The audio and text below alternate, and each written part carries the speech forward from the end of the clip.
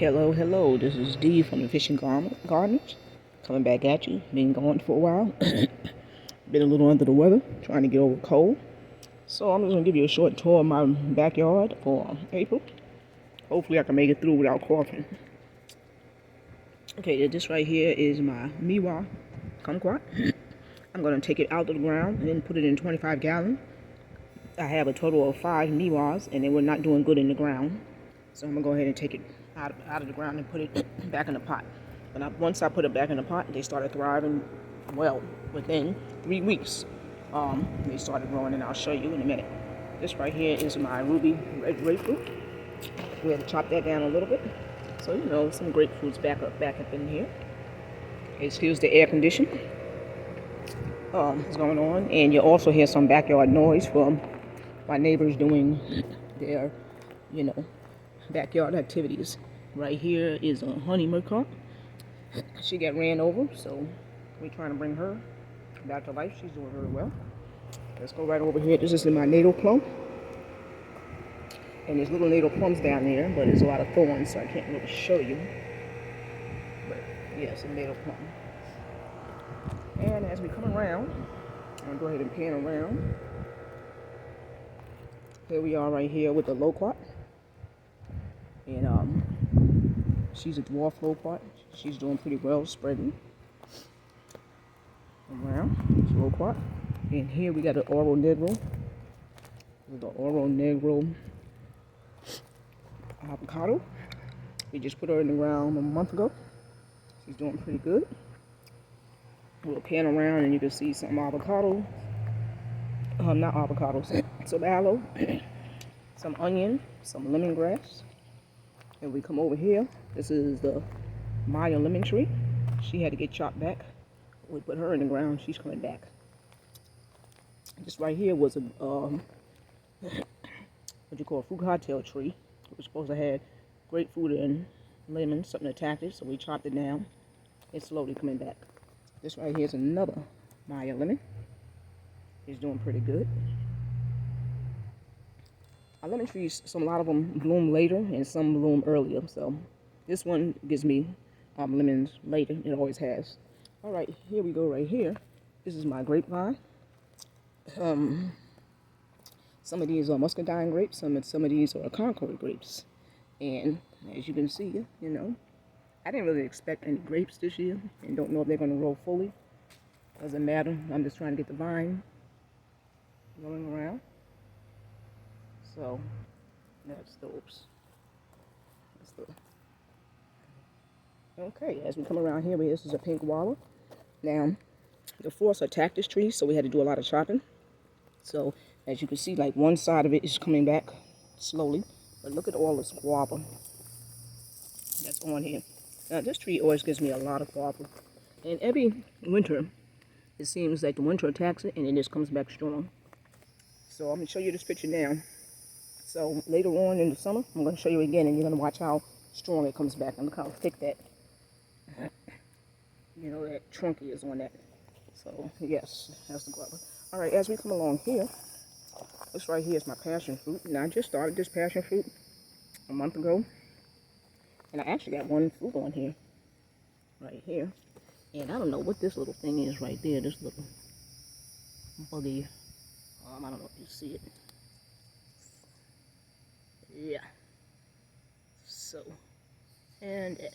yeah, I don't know what that is, but anyway, as we come around, this right here is the Florida Queen peach tree, and this is one of the first peach trees I had, and it hasn't given me no peaches. I don't know why. It's a pretty tree. They better give me something next year, or she's going to be gone, because that'll be the 3rd year. As you can see right here, this is the Tropic Beauty. Look how skinny she is, but she's got peaches all the way. Right, peaches. So I just got this one right here, and this is the Florida Prince peach tree. I want them to actually, do some growth, so I'm not really worried about them too much. And yeah, that's that watermelon right there. Trying that watermelon. I put that oregano. That's the Cuban oregano over there. The marigold, the pollinators on this side. That lemongrass. Then as you can see, these right here are my pineapples. I put a whole pineapple patch over here. Now I put this shade cloth over it because the sun was like beaming on it, and it was like just baking these pineapples like this. And because I get the sun just comes and it doesn't, you know. So I put this on it, and look how much they're thriving. They're really thriving since I put the shade cloth over it. So to protect it so it's not getting so much. And they're thriving. So I'm gonna leave that shade cloth on it because it's doing better than without it. This right here is my ice cream bean tree. As you can see, it was a big one, and then it got chopped because of the frost. And she's coming back. We got some Katuk over here, and we got, what do you call this? A cha-cha. This is a very slow growing fruit tree right here. So that's going to take a while. And it's actually big compared to when I got it, but it's very slow growing. All right, here we go with the wonderful pomegranate. Look at her. I took her in this out of the pot, and she's actually in the ground in this thing. So she's down actually in the ground. And then we got some onions, and I got some corn over here. Yep. Just trying some corn this year, just to see what it's going to do. Okay. Now, as we swing over here, this is a seedling, actually, mango tree that, once again, had to be chopped because of the frost. This right here is red limes. Look at that. And it's a very small bushy tree, and it gives you so many limes. I mean, the tree just be... And I actually took about 7 off already. Look at all those limes on the tree. So that's a lot. Okay, as we are here, this is my strawberry guava. And it got a lot. I actually get a lot of guavas on this. See all of those? Look at that. Another strawberry guava. So those are, yep, 2 strawberry guavas just panning out. So you can actually see. And this right here, like we chopped a tree. I don't remember what kind of tree it was, but I took those little pieces. And I'm going to figure out something to do with those pieces. Since we chopped the tree down, we took the pieces, and hey, they're very sturdy. I'll find something to do with them. Okay, this is the jujube, Indian jujube. There was a miwa here. The miwa was not working. We put the jujube here last week. This is another Maya. And the Mayas in the pots be doing very, very well, as you see. And she's blossoming. I'm going to show you some more of my trees in the pots. So trees in the pots do very, very well. This right here is a 45-gallon pot right here. So this is a pomelo, pink pomelo. I don't know if I can see that. Pomelo. And that's similar to a big, gigantic grapefruit. And they got some fruits, on here. Around. We come around here, pan around, and we got the Barbados cherries. They got a little attack through the winter time, so they always come back as usual. And if I pan them around here, you see, I'm bringing here to here. Okay. So, this right here is my everbearing mulberry. Okay. I just put her in a 25-gallon pot. It was in a 10-gallon pot. She's going to be in there for a while. This right here is my Pakistani. That's the Pakistani mulberry. She's in the ground, as you can see. And we bring it right over here. I actually thought this was dead because we had ran over it. We had cut a piece, and this is a variegated centennial. Look at those. You can actually see. These are some blueberries right there. Let's pan it around right here. We got some fruit punch mango tree. She's in a 45-gallon pot. Where she's going to go ahead and stay. This right here is a white. There's some white mulberry tree. And as we come around here, there's an amber sweet orange tree. And as you can see some oranges right here. And this is in the ground. And right here, we're going right here with a Ruby Supreme guava tree. Some little guavas up there. She's in the ground. Now we got the Mexican guava right here. She's in the pot for now. I'm just going to see how she's going to go. Right here we have the ice cream mango. She's a baby growing. And right here we have a pina colada mango. And right here we have the Keat mango. These are actually the mangoes that actually survived. A lot of them, died, and I didn't even bother. We got the Valencia Pride. We had to chop her down. She's coming back. And Venus. And I got the Pickering and the Alfonso and the other ice cream. All right, so that's the pan around. That's just one side of my yard. All right, and we're doing some little bit of construction backs here, so excuse the back. But this is the other side of my yard. All right, so this is the miwa right here. So these are the miwas that I actually took them out the ground and put them back in the pot. Now, what I want to show you is look at that. Okay, I had this miwa down in the ground for almost a year. It did absolutely nothing but fight. So now that I put it in the pot, look at all of those miwas. Just look at that. Okay, this is a persimmon right here, Fuji, and as you can see, got a lot of flowering on it. Hopefully the fruit stays. Some of the fruits fell off, but it's flowering a lot. Okay, let's go over here. This is the other miwa. Once again, taken out of the ground. Now look at it. Look how she's flowering. Okay, so I don't know if she didn't like the mixture of sand or whatever in the backyard. My backyard is mostly level in sand, even though we put a lot of soil down here. She just did not take that here. And she just didn't. Look at this right here. Another miwa. Yes, we do love miwa. Come, we love them. But look at it. Look at them. Just look at it. So they don't like being in the ground. Not in my backyard. So they're not going to go in the ground no more. So, right now they're in 25-gallon pots. And they'll be in there for a while because they're small. They take a while to grow. Look at that. Look how, yes. So, case closed on that. They don't stay in pots. They don't like my ground. Of course, these are my miracle trees right here.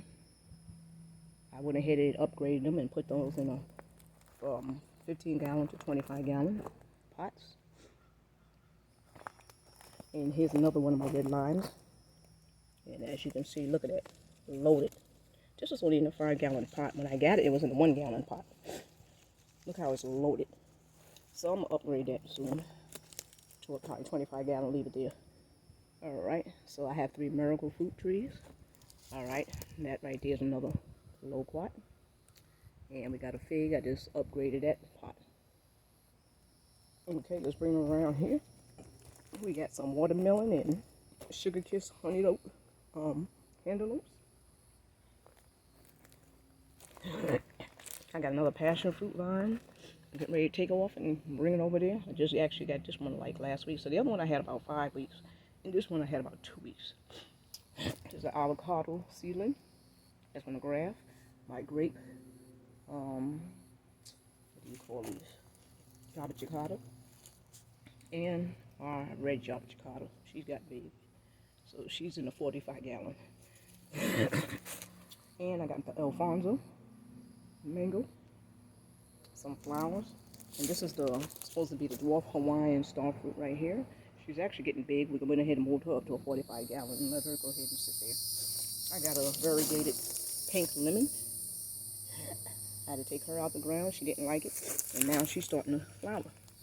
So I don't know. Some of them just don't like it in the ground, and I give them 6 months and they start dying. I gotta take them out to save them. This is a Pickering. She actually had 2 mangoes on there, and I thought the mangoes was going to drop, and they didn't, and they was growing fully, and I decided to take them off, let them grow, to let the tree grow. All right, here's my Logan. So she's doing pretty good in the ground. So some can do it, and some won't. So that's the Logan. There she go.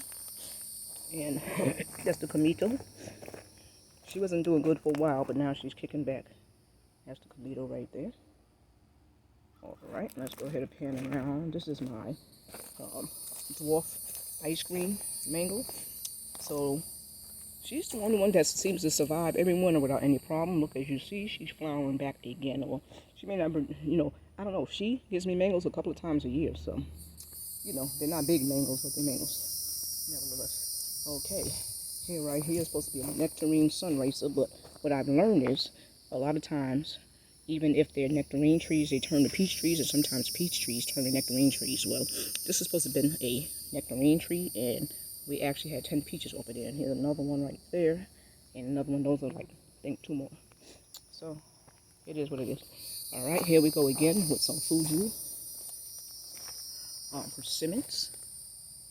You see the flowers on them, and you're like, wow, look at them flowers, look at them persimmon trees. Yes, I got a lot of persimmons because I don't believe all of these trees will give me fruits every year. So basically, I want to have fruits every year from something. So, you know, when they take a day off or a year off, then I have fruits. So all of these are persimmons.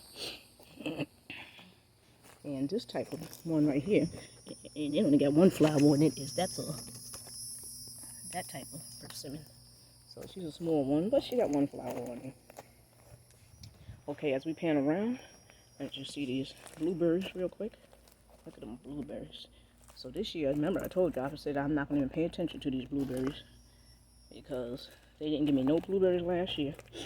So I took them and put them in a pot and made sure the pH in the soil was in there, threw them in there, and forgot all about them. And look at all them blueberries. They just going to town. Look at that. When you don't pay attention here, they coming, right? That's blueberries. Another natal plum. These are 2 red lady papayas. Some more corn. This right here is which orange is this one? Valencia orange. And as you can see, a lot of oranges on there. And that right there is, I think, my navel orange. Yeah, this one is a navel orange. We only got 2 oranges on it. Alright, some more corn. Another nectarine tree. And what's that? Clemendin tree. As you can see, all those on there. My sunflowers, aloe, pink variegated. Okay. This right here is a sugar apple. My sugar apples made it. They had to get chopped a little bit, but they seem to have made it. This is an Adamoya. This is a Nagami. I had to take out the ground because it was not working. It was dying. I'll put it in here, and look at this. Look at those. I had that sitting in the ground for 6-7 months. It did nothing. Look at that. And when I had them in the pot, they were doing good. And they were giving me kumquats all year. And then I put it in the ground, and then it stopped. And then I put it back in the pot. So that lets me know where it's going to stay. This is a soursop. It died. I don't know if it's going to make it, but it's coming back. This is another grapefruit coming back. This is a Meyer lemon. See? This is in the pot. Look at that. And look at all these, y'all. All those are going to turn. Look at that. I'm telling you, when I have mine in the pots, I don't know what people tell you. Mine's do very good in the pot. And this is that other Miwa I took out the ground. Look at that. This Miwa didn't give me nothing in the ground. Look at that. Look at the bee over there. Look at that. So when people tell you can't grow things in the pot, don't even listen to them. Some things do good in the ground, not everything. Look at this Scarlet Beauty right here. Look at the plums.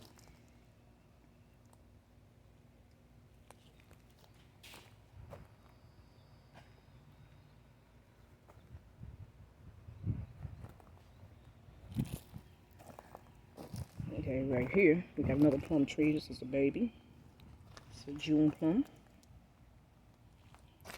Cranberry hibiscus. Trying to rush it now. This right here is a pear tree. This is a sapodilla, Alana, and this is Alana. So I'm gonna take this Alana right here, and I'm gonna put it where the kumquat is. I'm gonna take the kumquat Miwa kumquat out, put it in a container, and I'm gonna take this and put it where the kumquat is and see what that's going to do. And this is my old sugar apple. And then we do the pan around. So that just to let you know, some things can grow in the ground, some things can't. It depends on your backyard. So you have a lot of people will sit here and tell you, well, you need to do this and you need to do that, but they're not in your backyard, okay? So what their backyard can do and yours can do is 2 different things. What you do is you do trial and error. We try it, but we're not going to stand here and allow our trees to die if we can save it. So that's why we decided to take some and put it back in the pot and some will stay in the ground. Again, some people have sand in their backyard. I don't have sand in my backyard. I have leveling sand, and that's what they did when they put these houses here. They put leveling sand, and they packed so much here that is ridiculous. Matter of fact, let me see if I can show you the sand. So when we go dig a tree,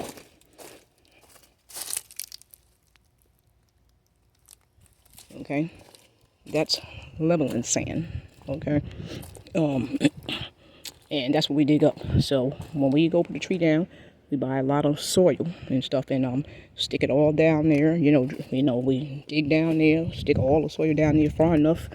So hopefully one day it sees some soil way under the level sand. I'm telling you, we really dig deep, and then we pile a lot of soil down, then bring it back up. Then we put the tree to make sure the tree is not sitting down too low. And like I said, some trees can take it, some can't. So, that's the backyard here on the grass. And that's the end of the tour. Hopefully you're having a blessed day and you enjoyed your spring. Have a nice day. Goodbye.